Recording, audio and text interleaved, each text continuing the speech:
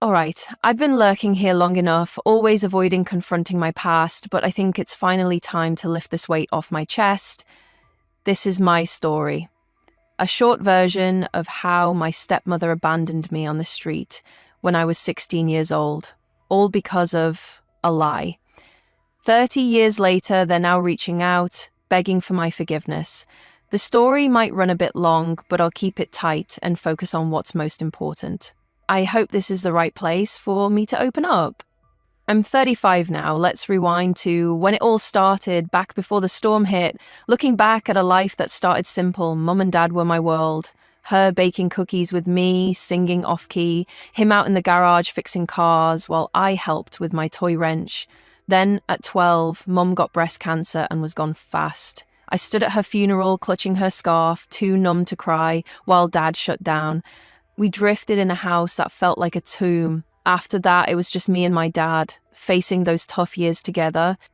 2 years later, I'm 14, and my dad met Ashley and married her. She brought along her 2 sons, Mark, who was 17, and Jake, who was 16. Enter Ashley, this perky blonde who swept in like she'd fix us with a smile and a casserole. She brought her boys. Mark, 17, loud as a freight train, and Jake, 16, quieter but glued to Mark's shadow. First night, Ashley's all, "We're a family now," and shoves us into this awkward dinner, overcooked meatloaf and forced small talk. I'm poking at my plate thinking, "Lady, you don't know me," while she beams like we're on a sitcom. Mark's already hogging the TV, slamming doors when he doesn't get his way and mocking my thrift store jeans. "What, you shop in a dumpster?" Jake just sits there, head down, like he's waiting for it all to blow over. Ashley's got this thing where she's always fixing stuff, telling me to smile more or be a team player like I'm the problem. Dad? He's nodding along, too checked out to care. I feel it right away. This itch under my skin like I don't belong anymore. Something's brewing and it ain't gonna be pretty. So, that itch under my skin from the moment Ashley and her boys moved in? Yeah, it didn't go away.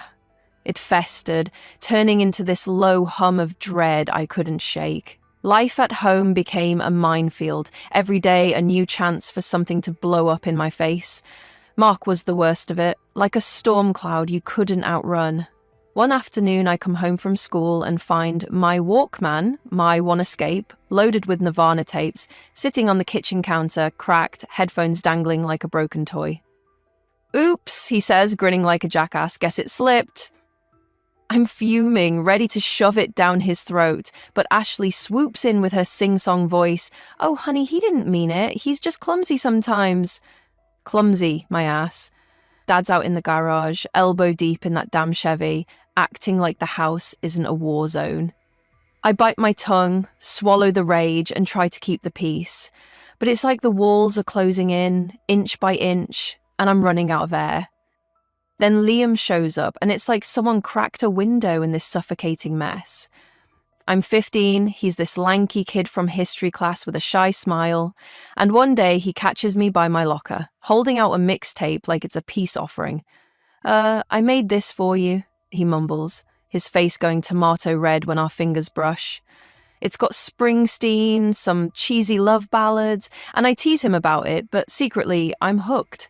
He's my lifeline, sweet, awkward Liam, who doesn't care that my life's a dumpster fire. We start sneaking out, meeting up at the school bleachers after dark, just sitting there, legs dangling, talking about dumb stuff like aliens, or what we'd do if we won the lottery. Liam started coming around my house more often, cracking jokes and bringing laughter, but each time he did, Mark would glare at us like he was chewing shards of broken glass. At first it was just small, petty jabs like, "What's this punk doing here anyway?" He'd sneer from the couch, shooting Liam malicious looks. Then, one day, just as Liam stood up to leave, Mark accidentally slammed into him hard in the hallway, knocking his backpack to the ground. "Stay away from her," Mark hissed, smirking with defiance. Furious, I snapped at him, "What's your problem?" But Mark just shrugged dismissively and said nothing. Things reached their boiling point a few weeks later. Liam was walking me home and Mark was already standing in the driveway, looking every bit like an aggressive guard dog. He marched straight up to Liam, puffed his chest out and yelled, "We don't need outsiders sniffing around here." Liam raised his hands defensively, clearly trying to avoid a fight, but Mark shoved him roughly into the gravel. I screamed at Mark to stop just as my dad rushed out, pulling the two of them apart. I thought Dad would finally see Mark as the troublemaker, but instead he turned to me with cold eyes and said, "Either cut ties with this kid or leave this house. Stop causing trouble." Trouble? Me? I was stunned speechless while Mark stood there smirking as though he'd won some kind of battle. I was left wondering why he hated me so deeply. I convinced myself that Mark was just a bully with an attitude problem, always looking to pick a fight. I had no idea the real story was much more complicated than that. The fallout's like a slow poison seeping through the house. Ashley corners me that night, all fake concern, lecturing me about respecting your brothers while she stirs some lumpy soup on the stove. "Mark's just protective, sweetie," she says, like he's some noble knight instead of a walking disaster. I want to yell that he's a psycho, but I just nod, jaw tight, because arguing's pointless. Jake's there too, slouched at the table, picking at his food. He catches my eye for a second and looks away fast, like he's scared to pick a side. Dad's checked out harder than ever, spending hours in the garage or staring at the TV with the sound off, leaving me to deal with Mark's petty crap alone. One day, I find my math homework soaked in soda sticky, ruined, on the coffee table. "Oops," Mark says again, sipping a Coke, and I know it's him. Another time, my favourite denim jacket, the one I saved up for, goes missing from the laundry, and he's wearing this smug look, like he's daring me to call him out. I don't, because I'm tired, but every little jab's a brick on my chest, and I'm starting to crack under the weight. Tension reached its peak right on my 16th birthday. Yet, that morning actually started out okay. Better than I'd expected. Liam showed up at my doorstep holding a lopsided chocolate cake he'd secretly swiped from his mum's kitchen, topped with a few crooked candles that leaned precariously. I couldn't stop laughing. We stood in the backyard, Liam's hands shaking as he lit each candle, while I blew them out as he sang an off-key but hilariously heartfelt version of Happy Birthday. Even my dad poked his head outside, his face still streaked with grease from the garage, offering a faint smile. The first smile I'd seen from him in months. For one brief, hopeful moment, I believed that things were finally turning around and maybe, just maybe, the heavy weight pressing down on my chest was starting to lift. Then Ashley calls us in, says she's finishing laundry, and Liam sticks around, sprawled on the couch with me, flipping through channels. It's normal, quiet, too quiet, like the hush before a storm. I'm laughing at some dumb commercial when it hits this piercing scream from upstairs, Ashley's voice, sharp enough to cut glass. My stomach drops, Liam's wide-eyed, Dad's already moving, and I'm bolting after them, heart hammering like I know something's gone sideways. We pile into my room, and there's Ashley, red-faced, clutching a pair of Jake's boxers. Bright blue, unmistakable, like she's holding a smoking gun. "What the hell is this doing in your drawer?" she shrieks, waving them in my face. I freeze, brain scrambling for an answer, but there isn't one. "I've never seen them before, never touched them. I don't know." I stammer, voice cracking, but she's not hearing it. "You're sick," she spits, eyes wild. "Some kind of pervert." Mark's right there, leaning on the doorframe, and he jumps in like he's been waiting for this. "Told you she's weird, always sneaking around Jake, staring at him like a creep." It's a lie, a filthy, twisted lie, and I'm yelling now, "That's bullshit, I never..." But it's drowning in the chaos. Liam's staring at me, face pale, like he's seeing a stranger, and I grab his arm, begging, "You know me, I didn't do this."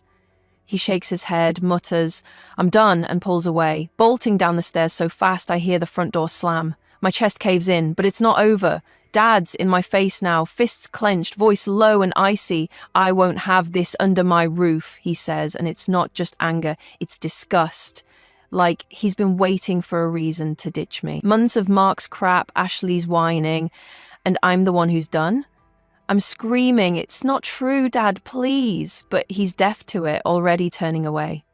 He grabs my arm hard, yanking me toward the front door like I'm trash he's tossing out. I'm sobbing, clawing at his sleeve. "Dad, don't. I didn't do anything." But he's a wall, cold and unmovable. The door swings open, cold air biting my face, and he shoves me onto the porch so hard I stumble, barely catching myself. "Get out," he growls, and I'm banging on the wood, pleading through tears. "Let me explain, please, I've got nowhere to go." The lock clicks loud, final, and it's like a punch to the gut. I sink to my knees, fists pounding, voice raw, until I look up and see Mark through the window, smirking like he's won some sick game. His eyes glint, triumphant, and it hits me he did this, somehow, some way. But I've got no proof, no fight left. The house goes dark, blinds snapping shut, and I'm alone. Just me and my backpack, the cake Liam brought still sitting on the picnic table, candles melted into a sad little puddle. Oh, I'm shaking, breath hitching, but I can't stay here. I won't give them the satisfaction.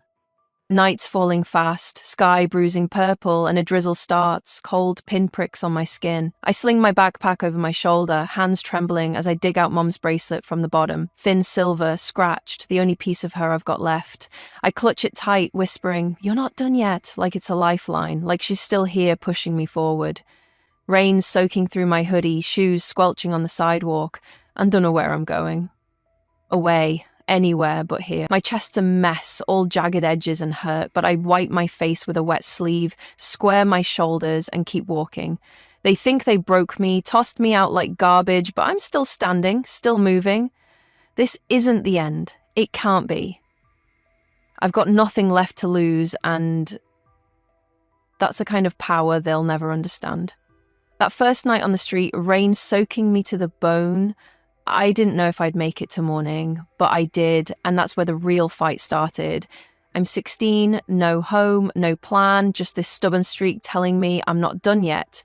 I hitch a ride out of town the next day, some trucker with a scruffy beard who doesn't ask questions, dropping me 2 states over in a nowhere town with a Greyhound station and a diner that smells like burnt coffee. I've got $12 from my backpack, enough for a stale muffin and a bus ticket to anywhere else. I land in this gritty little city, all pawn shops and flickering neon, and figure it's as good a place as any to disappear. First few weeks are hell. Sleeping in a park under a tarp I snag from a dumpster, washing my face in gas station sinks, trading a half-eaten burger for a pair of socks from some guy named Rusty. I'm hungry, cold, jumping at every shadow, but I don't break. I start scavenging, picking up cans for $1 here, $1 there, dodging cops who'd rather haul me to a shelter than let me figure it out. Nights are the worst, lying there under the stars, Mum's bracelet digging into my wrist, and I'm whispering to myself, keep going, you've got this, because if I stop, they win. Dad, Ashley, Mark, all of them. A month in, I'm scrounging outside this hole-in-the-wall boxing gym, red brick busted sign, when the owner, this grizzled guy named Tony, catches me eyeing the trash for leftovers. "You hungry or just nosy?" he grunts, and I'm too tired to lie, so I shrug, both. He tosses me a protein bar, says they need someone to sweep floors, $5 an hour under the table. I grab a broom before he can change his mind, and that's my in. I'm there every day, sweeping, wiping down bags, hauling water for the fighters, watching these guys pound out their demons, all sweat and grit. Tony sees me staring one day, tosses me a pair of gloves, says, "Hit something, kid, you look like you need it." First swing's sloppy, but it feels good, better than good, like I'm punching back at everything that's ever kicked me down. I'm hooked. Months roll by, I'm sparring now, taking hits and dishing them out, building muscle where there used to be just bones. Tony's a hard ass, but he's fair. Slips me extra cash, lets me crash on a cot in the back when the streets get too rough. Boxing's my lifeline, turning all that hurt into something I can use, and I'm damn good at it. Not pro level, but enough to hold my own in a ring full of guys twice my size. Years pass. I'm 25, still at the gym, but steady now. Got a tiny studio apartment, a beat-up bike, a life that's mine. One morning, I'm grabbing coffee at this dive down the street, black sludge in a styrofoam cup, when this guy, James, bumps into me, spilling half his latte on my sneakers. "Shit, I'm sorry," he says, all flustered, handing me a stack of napkins. He's got this easy grin, dark hair flopping in his eyes, and I'm smirking, "Nice aim, dude," because he's cute and I'm not dead inside. We get to talking. Turns out he's 27, works at a hardware store, loves dumb sci-fi flicks, and next thing I know, we're swapping numbers. Dates start small, burgers at a food truck, him laughing when I steal his fries, late nights on his couch watching Alien, me pretending I'm not scared. He's solid, patient, doesn't push when I clam up about my past. But one night I let it slip. Bits about the streets, the gym, not the whole ugly story. And he just listens, squeezes my hand, says, "You're tougher than me. It's simple, but it sticks." 2 years later, we're married in this backyard ceremony. Mismatched chairs, his sister's boombox blasting Springsteen, me in a thrift store dress, feeling like $1,000,000. James changes everything. His dad's an electrician, gruff but kind, and takes me on as an apprentice. Teaches me wiring, circuits, how to not electrocute myself. I'm good at it, hands steady from years of jabbing bags, and I climb the ladder. G at 28, journeyman license by 30. Now I'm 35, a master electrician, pulling jobs that pay real money, and we've got 4 girls. Wild, loud, perfect. Tearing through our little house like tornado. James is my anchor, always there with a bad joke or a shoulder when I need it, pushing me to keep going when I doubt myself.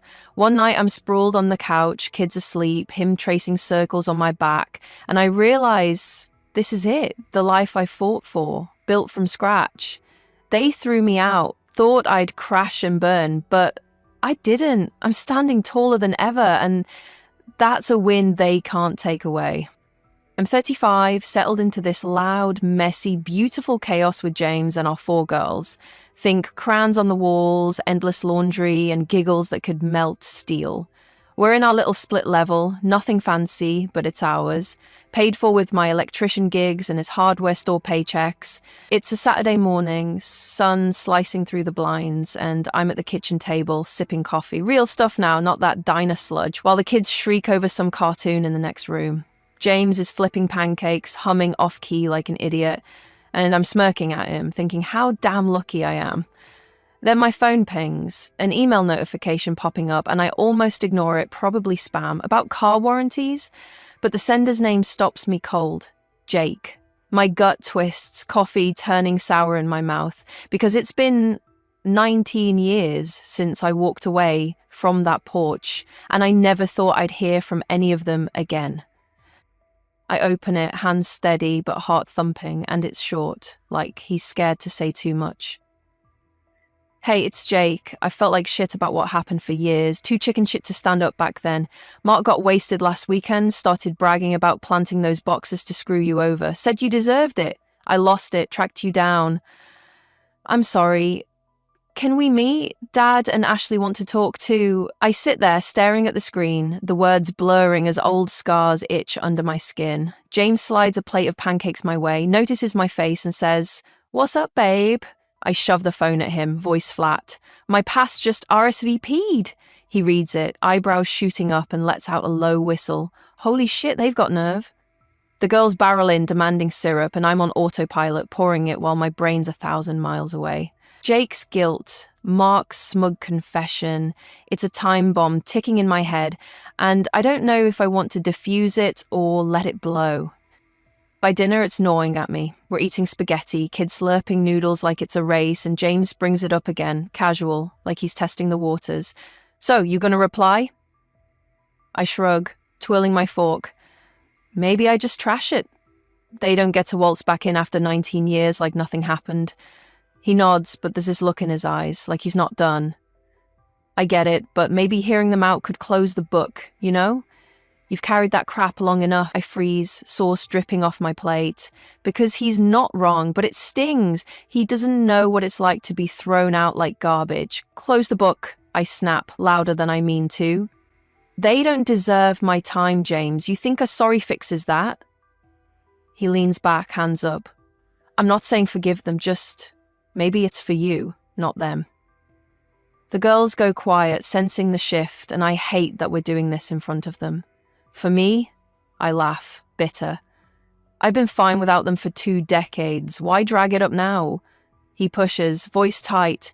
Because you're not fine. You still flinch when someone knocks too loud. I see it. That cuts deep, and I shove my chair back, standing. Don't tell me how I feel. You weren't there when they locked me out.